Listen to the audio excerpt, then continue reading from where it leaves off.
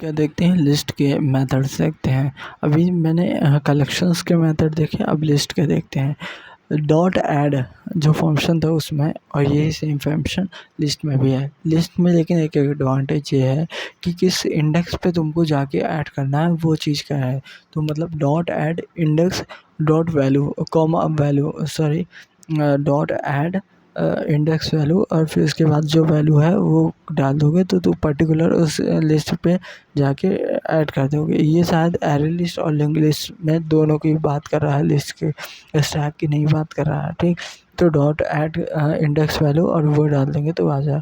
Dot add map function मैंने list collection में पहले पढ़ा, ये बुलियन टाइप का होता है। फिर इसके बाद आता है डॉट सेट। सेट फंक्शन क्या करता है, जिस इंडेक्स पे है उस इंडेक्स पे क्या सेट करना है, मतलब डॉट सेट इंडेक्स वैल्यू डाल देंगे तो उस इंडेक्स पे जाके सेट कर देगा। इसको ऑब्जेक्ट रिटर्न टाइप होगा। ये क्या ऑब्जेक्ट रिटर्न करेगा, जैसे मैंने इंडेक्स वन पे टू वैल्यू सेट करा, तो पहले जो इंडेक्स वन पे जो वैल्यू थी उसी को क्या करेगा, रिटर्न कर देगा। मतलब प्रीवियस एट दैट पोजीशन जो वैल्यू थी उसी को रिटर्न कर देगा। डॉट गेट इंडेक्स नंबर दे दूंगा तो पर्टिकुलर से इंडेक्स पे कौन सी वैल्यू है वो रिटर्न करके दे देगा मुझे। डॉट रिमूव इंडेक्स वैल्यू दे दूंगा तो इंडेक्स वैल्यू देने से वो मुझे वही एलिमेंट रिटर्न करेगा जो वहाँ पे थी। और एक होता है लिस्ट में जो डॉट रिमूव फंक्शन होता है, वो क्या करता है, रिमूव हो चुका है या नहीं हुआ वो देखना है। डॉट रिमूव इंडेक्स वैल्यू को रिमूव कर रहा है। अगर मुझे क्या करना है, किसी वैल्यू को ही रिमूव करना है तो क्या करूँगा, इंटीजर डॉट वैल्यू ऑफ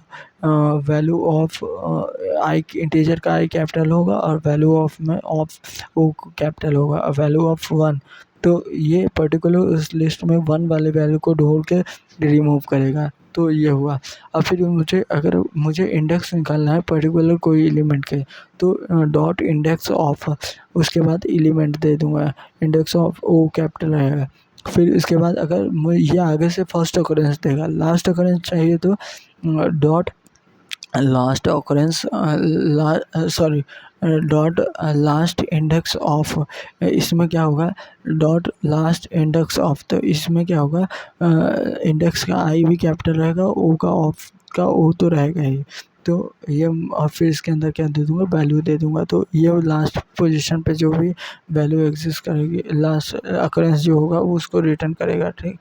अगर मुझे सब लिस्ट जनरेट करना है तो क्या करूँगा, डॉट सब लिस्ट लिखूँगा। सब लिस्ट का एल एल जो होगा वो क्या होगा, कैपिटल होगा।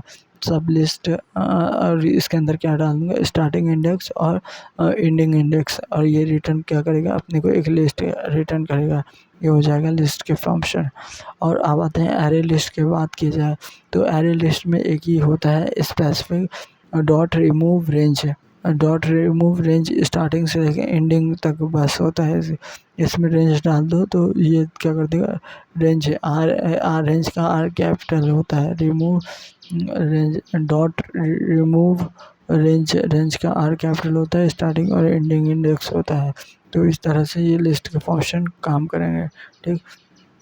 अगर मैं लिंक लिस्ट की बात की जाऊँ तो लिस्ट का सारा इसी में करेगा। मैंने एरे लिस्ट देखा, लिंक लिस्ट देखा, स्टैक भी देख लूँगा। लिंक लिस्ट की बात करें तो लिंक लिस्ट में क्या होता है, हम तीन चीज़ कर सकते हैं, ऐड करते हैं, रिमूव करते हैं और क्या करते हैं, पिक देखते हैं।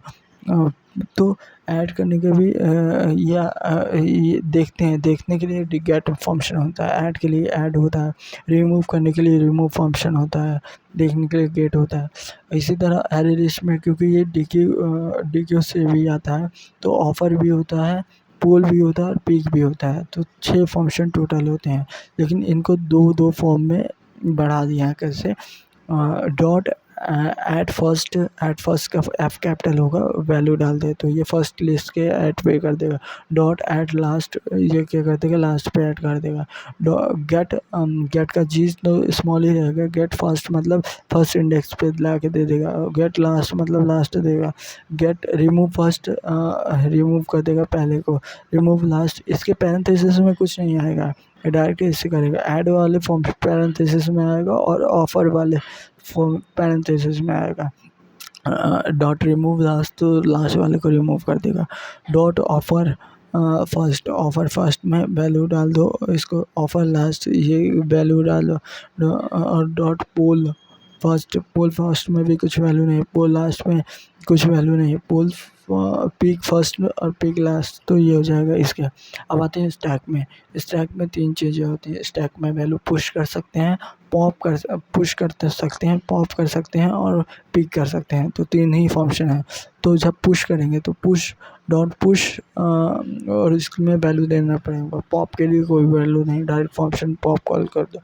पिक के लिए भी कोई वैल्यू नहीं है। तो लिस्ट का इतना ख़त्म, इसका ही बस हो जाएगा।